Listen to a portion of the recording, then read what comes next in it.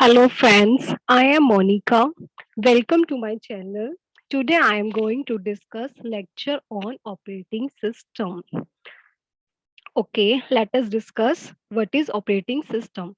So, operating system as an interface between user and hardware. So what do you mean by interface? Means operating system provides interaction between all the users and the hardware.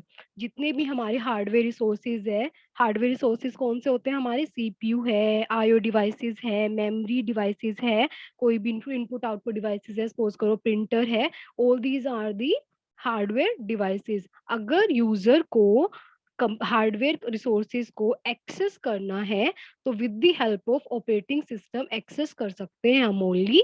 अगर हमें so here is a question: is user directly access the hardware devices? No, user cannot access the hardware devices directly. Suppose करो need क्या है operating system की. If there is no operating system, user has to write down the program for every devices. हर एक devices, हर एक hardware devices के लिए यूजर को सबसे पहले एक प्रोग्राम लिखना पड़ेगा. अगर उसको सीपीयू एक्सेस करना है तो कमांड देनी पड़ेगी उसको. तो कमांड देने के लिए भी क्या करना पड़ेगा? उसको एक प्रोग्राम लिखना पड़ेगा. कोई भी मेमोरी डिवाइसेस उसको एक्सेस करनी है, कोई भी इनपुट आउटपुट डिवाइसेस एक्सेस करनी है या मेमोरी एक्सेस करनी है, तो उन सब के लिए सबसे पहले अगर हमारे पास ऑपरेटिंग सिस्टम नहीं है तो यूजर को उन सारी डिवाइसेस को एक्सेस करने के लिए एक प्रोग्राम लिखना पड़ेगा. बिकॉज जो भी ये प्रोग्राम्स होते हैं, कंप्यूटर हमेशा एक बाइनरी लैंग्वेज को समझता है और यूजर बाइनरी लैंग्वेज को अंडरस्टैंड नहीं कर पाता, क्योंकि बाइनरी लैंग्वेज 1-0 की फॉर्म में होती है. तो इतना बड़ा कोड लर्न करना यूजर के लिए पॉसिबल नहीं है. तो यूजर को एक कन्वीनियंट वे चाहिए सिस्टम को यूज करने के लिए. वो कन्वीनियंट वे कौन प्रोवाइड करेगा? हमें ऑपरेटिंग सिस्टम प्रोवाइड करता है. So is it clear? For example to save a MS file, अगर हमें MS फाइल की से फाइल को सेव करना है, अगर हमारे पास ऑपरेटिंग सिस्टम नहीं है तो यूजर मेन्यू में जाके उस फाइल को सेव बटन पे क्लिक करके उस फाइल को सेव नहीं कर सकता. सपोज करो कोई अनदर एग्जांपल लेते हैं. अगर प्रिंटर को एक्सेस करना है तो प्रिंटर को डायरेक्टली एक्सेस यूजर नहीं कर सकता. तो यूजर को एक्सेस करने के लिए पहले उसको लिए एक प्रोग्राम लिखना पड़ेगा अगर हमारे पास ऑपरेटिंग सिस्टम नहीं है. तो इज इट क्लियर कि हमें ऑपरेटिंग सिस्टम की नीड क्या है? हर एक डिवाइसेस को कन्वीनियंट वे में अगर यूज करना है तो हमें ऑपरेटिंग सिस्टम चाहिए. बिकॉज ऑपरेटिंग सिस्टम अगर नहीं होगा तो हमारा हार्डवेयर और यूजर के बीच में जो कम्युनिकेशन है वो कॉम्प्लेक्स बन जाएगा, टाइम कंज्यूमिंग बन जाएगा. ठीक है.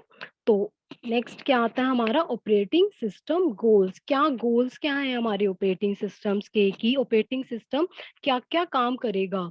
Make the computer system convenient to use. User के लिए सिस्टम को कन्वीनियंट बनाएगा यूज करने के लिए. फॉर एग्जाम्पल कि जो भी रिसोर्सेज हैं, हमारे हार्डवेयर रिसोर्सेज हैं, वो इजीली एक्सेस कर सकें. इजीली एक्सेस करेंगे तभी तो हमारा काम जल्दी होगा. तो वो कौन इजी बनाएगा? ऑपरेटिंग सिस्टम इजी बनाएगा. नेक्स्ट क्या है? जैसे कि एग्जांपल हमारा विंडोज है. विंडोज क्या है? हमारा GUI इंटरफेस होता है. GUI interface means graphical user interface. कि हम लोगों को कोई भी काम करना है तो जस्ट हम उसके ऊपर क्लिक करके, आइकन के ऊपर क्लिक करके वो एप्लीकेशन ओपन कर लेते हैं और अपना काम इजीली परफॉर्म कर सकते हैं.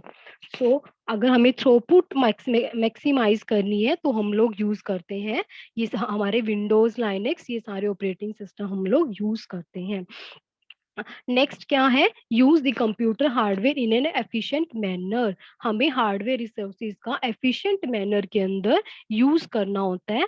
तो भी हम लोग क्या यूज करेंगे? ऑपरेटिंग सिस्टम यूज करेंगे. एफिशिएंट मैनर का मीन्स क्या है यहाँ पे?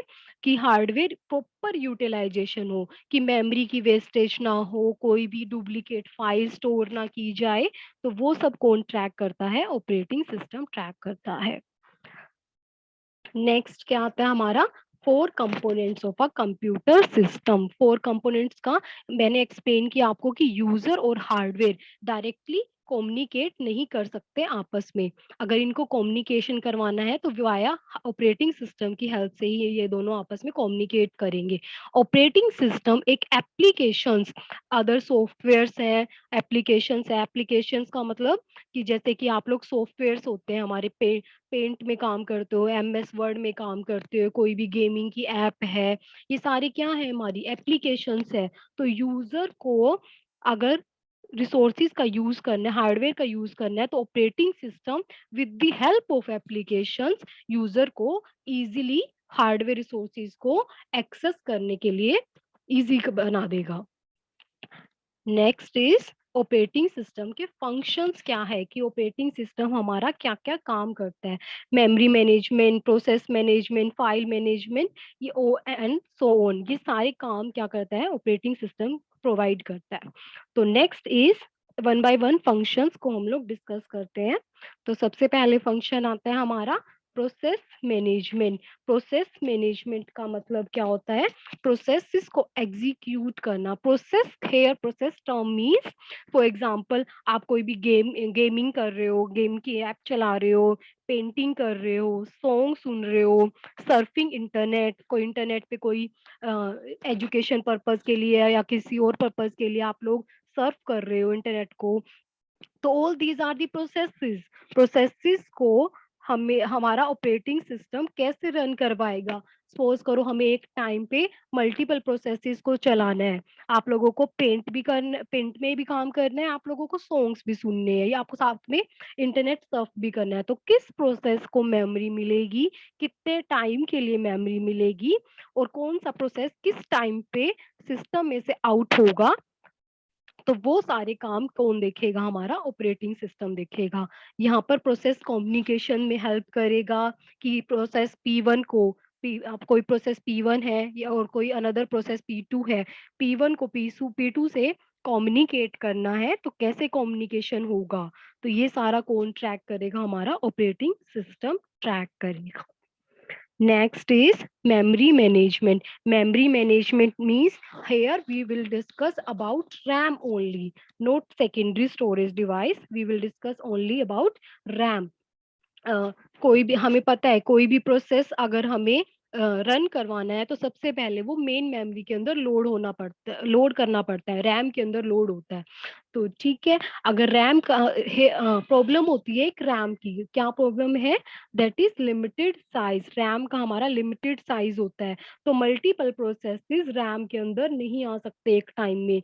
तो ऑपरेटिंग सिस्टम का यहाँ पे काम क्या रहता है कि किस प्रोसेस को कितनी रैम एलोकेट करनी है, कितनी मेमोरी एलोकेट करनी है, कितने टाइम के लिए मेमोरी एलोकेट करनी है, तो वो सब कौन ट्रैक करता है, हमारा ऑपरेटिंग सिस्टम ट्रैक करता है। किस प्रोसेस को मेमोरी देगा, कितने टाइम के लिए देगा, वो कौन ट्रैक करेगा, हमारा ऑपरेटिंग सिस्टम ट्रैक करेगा। Next is storage management. Here we will discuss about hard disk only, not only hard disk, only secondary storage devices. हमें पता है अगर हमें सेकेंडरी स्टोरेज के अंदर डाटा स्टोर करना है तो हमें बहुत सारे डाटा को हमें मैनेज करना होता है। तो वो डाटा किस फॉर्म में मैनेज होता है, हमारा फाइल्स की फॉर्म में। फाइल सिस्टम के थ्रू हम लोग हमारे डाटा को परमानेंटली स्टोर करते हैं। तो ठीक है, तो हमारी एक्सेस स्पीड है, कैपेसिटी है, डाटा ट्रांसफर रेट है, एक्सेस मेथड्स हैं, इन सब को कौन ट्रैक करता है, हमारा ऑपरेटिंग सिस्टम है। ऑपरेटिंग सिस्टम ट्रैक करता है। हमें पता है कोई भी प्रोसेस है अगर हमें उसको रन करना है तो सबसे पहले हम उसको कहाँ लेकर आएंगे, रैम के अंदर लेकर आते हैं। तो रैम के अंदर लेकर आएंगे और फिर उसको मेमोरी एलोकेट हुई, तो ये सब कौन उसमें कितना टाइम लगा, कितनी इसकी स्पीड है, डाटा ट्रांसफर रेट क्या हुई उसकी, वो सब कौन ट्रैक करेगा, वो ट्रैक करेंगे हमारा ऑपरेटिंग सिस्टम। उसके थ्रू ही हम लोग ये पॉसिबल हो सकता है। Next is mass storage activity. Mass storage activity के अंदर हमारा डिस्क शेड्यूलिंग, कि कौन सी डिस्क शेड्यूलिंग लगाएंगे हम लोग, FCFS लगाएंगे या शॉर्टेस्ट रिमेनिंग जो फर्स्ट लगाएंगे, या कौन सी लगाएंगे हम लोग डिस्क शेड्यूलिंग। ये varies between WRM, write once, read many times, RW, read write access करना है हमें या write once कौन सा एक्सेस करना है, तो वो सब भी कौन ट्रैक करता है, हमारा operating system. Free space management, कितना फ्री स्पेस है हमारे पास, उनको सबको ट्रैक करना, उनको मैनेज करना, ये सारा काम कौन परफॉर्म करता है, हमारा ऑपरेटिंग सिस्टम परफॉर्म करता है। Next is accounting. Accounting means which user use how much and what kind of computer resources.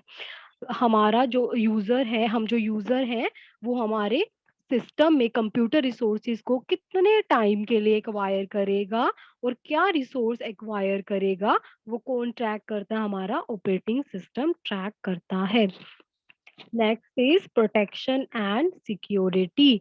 Protection and security में क्या आता है, सपोज करो आप लोगों अपना कंप्यूटर ऑन करते हो, कंप्यूटर ऑन करते हो तो उसमें अपना आपने पासवर्ड लगाया होता है, वो पासवर्ड किस लिए लगाया होता है, यूजर ऑथेंटिकेशन के लिए, कि कोई भी अनऑथराइज्ड यूजर उसको एक्सेस ना कर सके।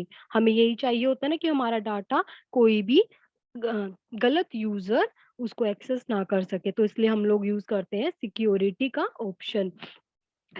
यहाँ पर एक टर्म और आती है कि प्रोसेसेस के बीच में भी सिक्योरिटी चाहिए होती है हमें, तो वो भी कौन ट्रैक करता है, हमारा ऑपरेटिंग सिस्टम। प्रोसेसेस के बीच में सिक्योरिटी का क्या मतलब है कि सपोज करो कोई भी प्रोसेस P1 है और कोई process another process name is P2, तो P1 के पास कोई रिसोर्सेज है, P2 के पास कोई रिसोर्सेज है, तो P2 P1 से कोई भी रिसोर्सेज छीन ना सके, परमिट ना कर सके, तो इसके लिए हम लोग यूज करते हैं ये, this is the security between the processes.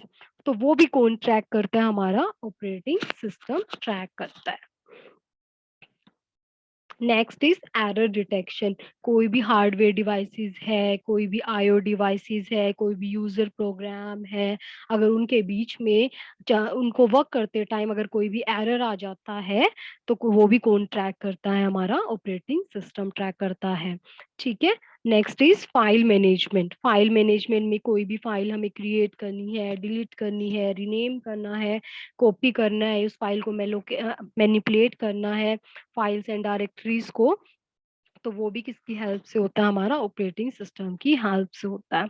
Next is programming language support. Programming language support क्या क्या मतलब होता है कि सपोज करो आप लोग C++ या जावा के अंदर कोई भी प्रोग्राम लिख रहे हो, तो आप लोगों को उसको कंपाइल करना है, तो वो कंपाइलर, डिबगर, इंटरप्रेटर ये सब काम करेंगे। तो ये सबको काम करने के लिए कौन हेल्प करता है, ऑपरेटिंग सिस्टम के थ्रू ही ये सब हेल्प करते हैं आपके प्रोग्राम के अंदर एरर्स को फाइंड आउट करने के लिए, उसको मशीन लैंग्वेज के अंदर कन्वर्ट करने के लिए। Next is program loading and execution. Program loading and execution का मतलब क्या है कि प्रोग्राम को मेमोरी के अंदर लोड करना, उसको मशीन लैंग्वेज के अंदर कन्वर्ट करना, तो ये भी किसकी हेल्प से होता है, आपका ऑपरेटिंग सिस्टम की हेल्प से होता है। Next is communication. कम्युनिकेशन में भी यूजर और कंप्यूटर सिस्टम्स के बीच में अगर कम्युनिकेट करना है, तो कोई किसके थ्रू पॉसिबल है, वो आपका ओनली ऑपरेटिंग सिस्टम की हेल्प से पॉसिबल होता है आपका। All these are the functions of the operating system. Examples क्या हैं ऑपरेटिंग सिस्टम के, Windows, iOS, Linux, Unix, all these are the examples of the operating system. हमें पता है कि हमारा विंडोज है वो GUI इंटरफेस है, कि हमारे पास मल्टीपल एप्स है इसके अंदर, और उस पर क्लिक करके हम लोग डायरेक्टली अपना आइकन्स के ऊपर क्लिक करके डायरेक्टली हम लोग काम कर सकते हैं। iOS, iOS क्या कहाँ यूज होता है आपका, एप्पल के, एप्पल, हमें पता है कि एप्पल के अंदर अगर कोई भी ऑपरेटिंग सिस्टम यूज होता है तो वो कौन सा होता है, iOS। Linux and Unix, Linux and Unix हमारे कमांड टाइप करके काम करते हैं, बट आजकल ये भी GUI इंटरफेस को सपोर्ट करते हैं। So this is all about the operating system basic concepts. I hope you will uh, it will be this lecture will be beneficial to all of you. Um, thank you. Please like and subscribe my channel.